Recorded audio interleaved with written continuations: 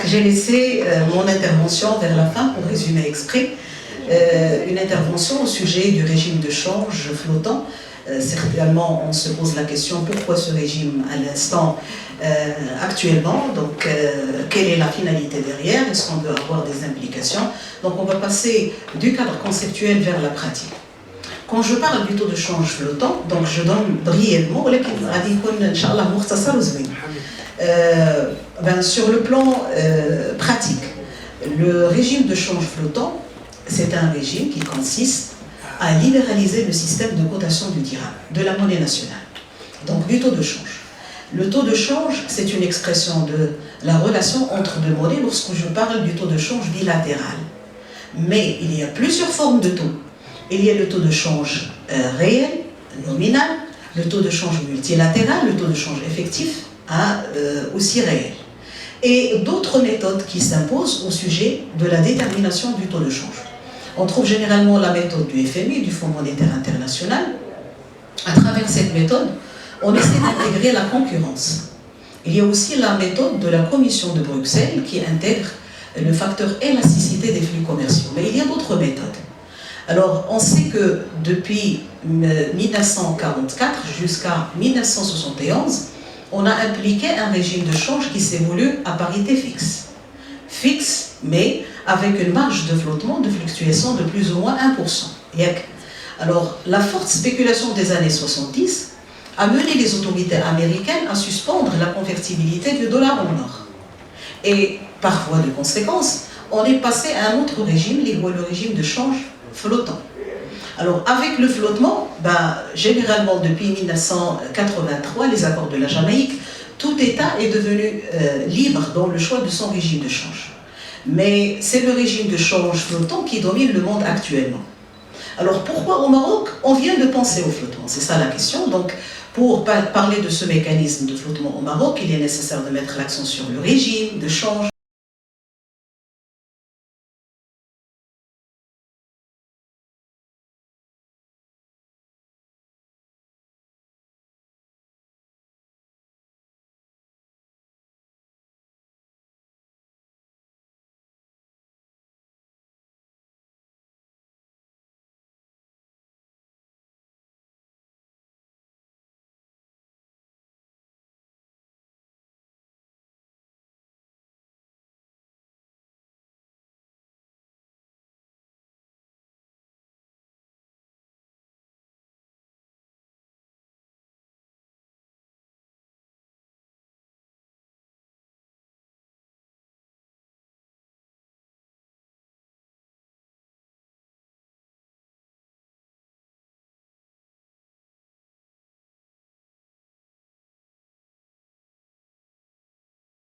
Par exemple, la théorie des zones optimales monétaires.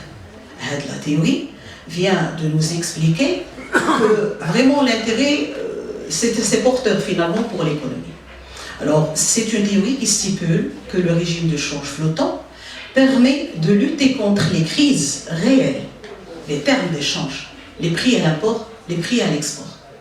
Mais le régime de change fixe permet de lutter contre les crises qui sont nominales. Je parle du taux d'inflation, je parle de la demande de la monnaie, etc. Alors, autre question à côté, est-ce que vraiment je peux dire que c'est le moment optimal de choix ou de transition? Alors, à cette question, il n'y a pas de réponse universelle unique. On ne peut pas dire que c'est le moment optimal parce que le changement, la transition au niveau du régime de change dépend d'un ensemble de phénomènes, d'un ensemble de facteurs. Il faut prendre en considération le poids de l'économie, aussi l'état de l'ouverture sur l'extérieur, l'inflation, les agrégats réels, les agrégats aussi monétaires. Et si on regarde la cotation du dirham au Maroc, c'est une cotation qui dépend d'un ensemble de monnaies. Autrefois, c'était 9 monnaies. Adznal 2, Adznal 3, Adznal 2. Alors, par quoi peut-on expliquer le choix? Il n'y a pas d'explication encore là-dessus, mais il y a des théories, des études qui ont été établies dans ce sens, qui ont montré qu'il n'y a pas un impact direct sur les pays émergents lorsqu'on cible des devises internationales, des monnaies étalons internationales. Mais il y a un effet direct sur le service de la dette. On aura une augmentation du prix de la dette et du service de la dette. Pour ce qui est du système de cotation, on peut distinguer deux phases, le Maghreb et le Maghreb. Avant 1971 et après 1971. يمكن هذه لا قلبنا حتى في الكتب الرسميه ما غادي نلقاوهاش ولكن درت ان ايفور بيرسونيل افيك دي زونكيت سور تيران ومشيت للبنك المغرب وعطاوني هذا راس الخيط. راس الخيط تيقول لنا avant 1971 Banque le Maghreb se basait pour la détermination de la valeur du dirham sur les cours des devises cotées à Paris et passait à la conversion en dirham selon un rapport fixe qui était un franc français à l'époque, qui sera remplacé par l'euro, est égal à 0,911 dirhams. C'était une méthode appliquée autrefois. Et après, on passe à la conversion, certainement.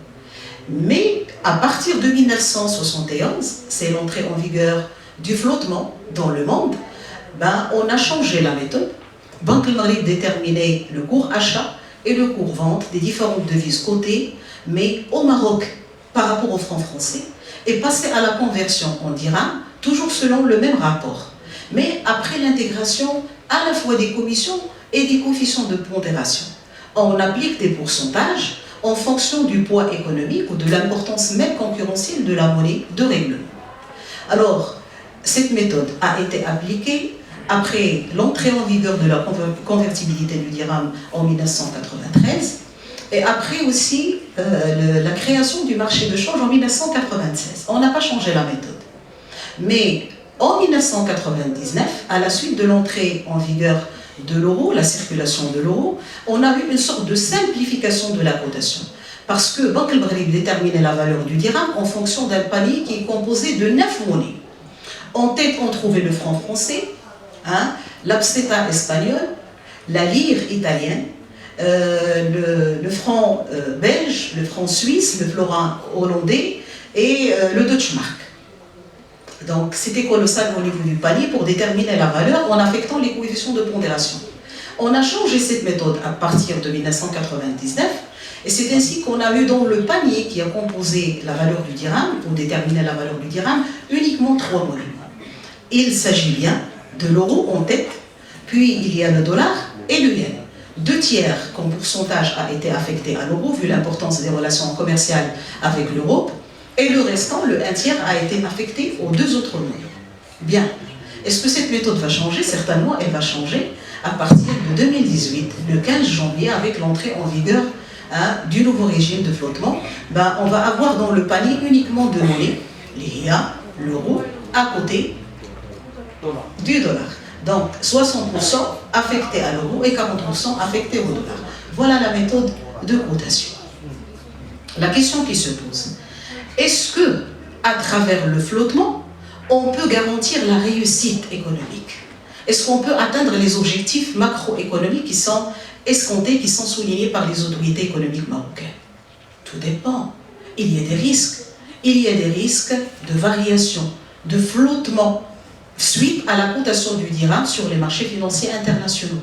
Et donc, ces risques d'appréciation, de dépréciation, peuvent, disons, avoir des effets négatifs sur la compétitivité économique externe. Donc, les objectifs soulignés par les autorités peuvent ne pas être réalisés.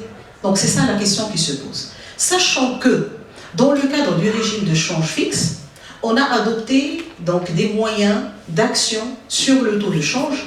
On a agi directement et indirectement. Indirectement à travers les taux d'intérêt, indirectement à travers les réserves de change et aussi à travers la réglementation de change. Après, on a agi directement à travers la dévaluation. Les taux d'intérêt, effectivement, au cours des années 80, ont été révisés à la hausse. Et ce qui a pénalisé l'investissement, un taux d'intérêt débiteur qui augmente, ça va sanctionner l'investissement, et notamment la PME. Donc on a pensé après, au cours des années 90, à libéraliser les taux d'intérêt. Les taux d'intérêt sont devenus libres et certainement à la fois les taux débiteurs-créditeurs à court terme et à moyen et à long terme. Aussi, on agit par le moyen de la réglementation de change. La réglementation de change était stricte au cours des années 80. Il est nécessaire de passer par la voie de l'office de change, pour bénéficier d'une quantité de devises. hein, à l'égard des opérations courantes et à l'égard des opérations de capitaux, les opérations financières, et là je parle certainement de l'investissement.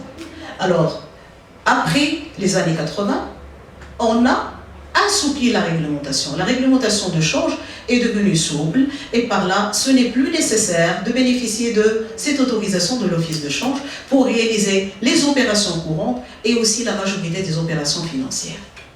Aussi, on agit par le biais des réserves de change. Mais c'était impossible à la veille de l'application du programme d'ajustement structurel. En 1983, les réserves de change au Maroc ne représentaient que 2 jours d'importation. Donc c'était impossible d'agir par ce moyen. Sachant que lorsque je parle des réserves de change, ben c'est composé à la fois des devises, de l'or, des DTS et des droits, disons des souscriptions auprès du Fonds monétaire international et auprès du Fonds monétaire arabe. Donc c'est ce moyen qui va permettre la consolidation de la valeur du dirham. Sur le plan de l'investissement, sur le plan du commerce, c'est un gain pour la monnaie nationale. Il faut racheter la monnaie nationale à travers ces réserves de change. Aujourd'hui, est-ce possible? Peut-être non.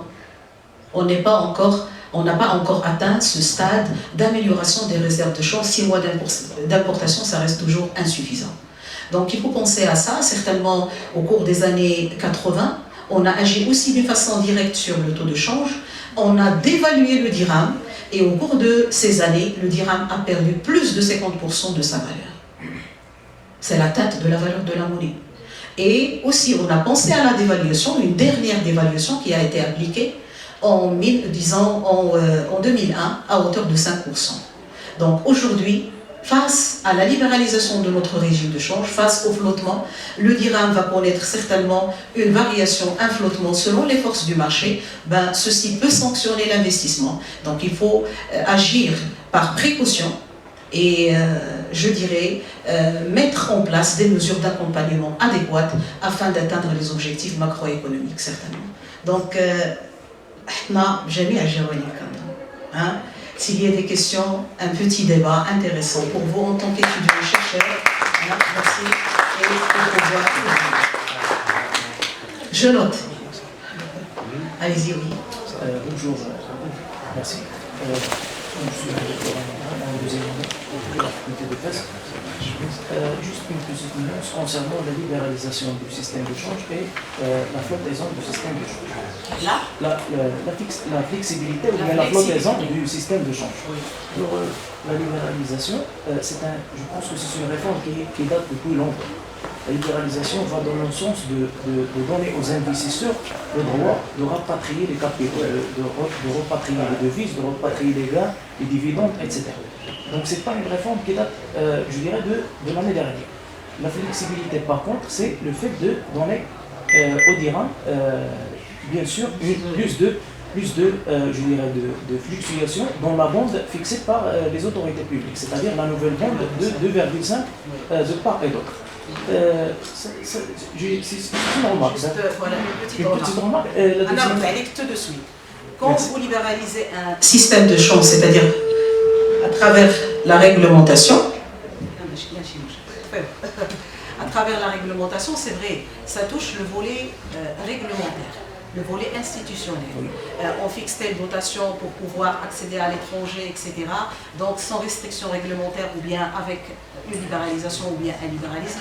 Mais lorsque vous dites taux de change, le flottement, la flexibilité du taux, c'est le fait d'agir techniquement sur le taux de change. Et ici, le taux de change, c'est un taux de change réel. La compétitivité, sachant que c'est le produit du taux de change nominal et du rapport, l'indice de prix international et le prix national. Donc, il y a pas mal de choses à dire. Merci pour votre intervention.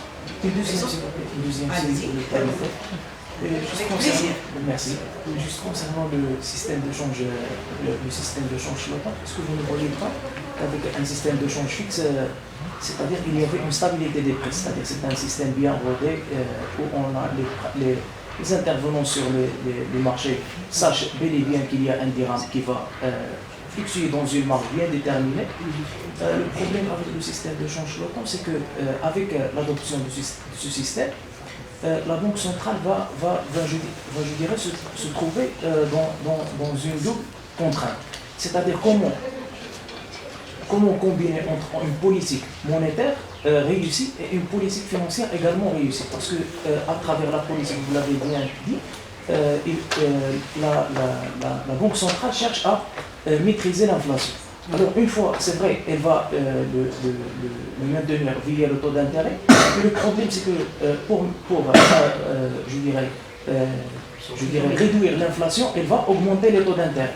Alors est-ce que vous ne voyez pas que l'augmentation de taux d'intérêt, bien sûr, va attirer plus de capitaux étrangers, donc ce qui va, laisser la Banque centrale toujours dans un cercle vicieux avec le fait d'attirer des capitaux étrangers et ainsi de suite.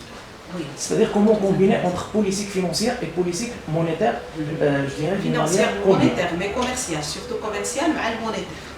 Oui. Ah, dans ce sens. Oui. Ah, d'accord. S'il y a d'autres questions, parce qu'on aimera répondre d'une façon générale, directe. Ça fait. C'est bon. Belle question. Terminé. D'accord. Donc, je vous réponds. Alors, c'est vrai d'où la nécessité de mettre l'accent sur les mesures. On vient de dire, et même à travers l'intitulé, on a indiqué que ce qu'on cherche derrière cette journée d'études, c'est le fait de mettre l'accent sur la notion du flottement, prévoir les implications, peut-être positives ou négatives, sur tous les plans, mais aussi à côté, on a mis le côté accompagnement, c'est très intéressant. Donc c'est vrai, on a mené d'autres réformes à côté, sur ce plan-là. Donc il y a des réformes qui ont touché la loi finance, donc c'est la réforme fiscale, la réforme financière, il y a des politiques qui touchent même le côté commercial, le côté commerce extérieur, le côté réglementation, etc. Mais est-ce qu'on peut garantir la cohérence entre les différentes mesures? C'est ça l'essentiel. Et même sur le plan théorique, comme vous le savez, donc le taux de change présente une relation directe vis-à-vis du taux d'intérêt. Il y a différentes théories. Il y a la théorie de la parité du taux d'intérêt qui marque la relation entre la variation de taux de change entre deux économies et la variation du taux d'intérêt. Donc lorsqu'il y a une augmentation du taux de change dans une économie, ceci est compensé par la réduction de son taux d'intérêt. C'est à travers cette technique, cette réforme, qu'on arrivera à atteindre les objectifs escomptés. Et de ce fait-là, échapper au problème de l'inflation. Donc ça c'est fondamental. Il y a certainement d'autres mesures. Mais aussi au niveau des implications, il y a des théories fondées au sujet de la dévaluation de l'action directe sur le taux de change et même sur le régime flottant qui marquent que le taux de change dans le cadre de cette politique du commerce extérieur n'a pas d'effet direct sur l'investissement, n'a pas d'effet direct sur la dette. Mais c'est dans le long terme, on peut parler d'un effet structurel à travers la résorption de toutes les crises, finalement financières, économiques, etc. Mais dans le court terme, il faut s'attendre juste à une amélioration en termes de flux de tout ce qui est exportation, avec l'augmentation des exportations et la réduction des importations, c'est ça l'objectif. Mais dans le moyen terme, il faut s'attendre à une amélioration des prix. Ce sont ces prix, lorsque les prix à l'export s'améliorent, on peut parler de la compétitivité économique extérieure. C'est le côté prix. Alors, j'ai déjà établi des études sur des entreprises, j'ai établi des enquêtes à travers un questionnaire même quantitatif et qualitatif. Ceci m'a donné une sorte de modélisation sur la chose. Et pour marquer le point, on a généralement une relation entre le taux de change et le taux d'intérêt créditeur et le solde commercial. Et uniquement deux secteurs qui sont touchés par l'effet, vu l'élasticité de ces secteurs, moi le secteur de produits alimentaires, tabac, et aussi le secteur de produits finis, notamment le textile. En dehors de ça, les autres secteurs sont rigides à la variation. Même si le taux de change varie, il n'y a pas d'effet. Et là, c'est un problème de structure économique. Il faut reconnaître ça. Je vous remercie. Et je complète l'intervention de notre chère collègue Madame Zahedi. Le vrai travail, normalement, devra être au niveau des stratégies nationales. C'est-à-dire, lorsque le Maroc, et quand je dis Maroc, je t'ai dit les différents ministères qui élaborent des stratégies pour améliorer la compétitivité du royaume. C'est là où il faut coordonner, mettre en valeur des programmes qui reviennent du réel et pour que ça donne dans le même but commun afin que ce taux de change flexible aura un impact positif sur l'économie et aussi des programmes de mise à niveau. Donc ça, c'est normalement le vrai travail qui devra être fait avec ce nouveau régime de change pour qu'il ne soit pas juste une réforme placardée et datée des années de 2018. Voilà. Donc, je tiens à remercier l'assistance, les Canadiens, notamment mes étudiants, l'IDETI, de la licence professionnelle en finance, en métier de la finance internationale. Certainement, il y a d'autres étudiants. Donc, je marque le point. Inch'Allah, nzid comme des points. D'accord. Merci pour la présence. Inch'Allah. Donc, bonne continuité. Merci pour tous les intervenants, certainement.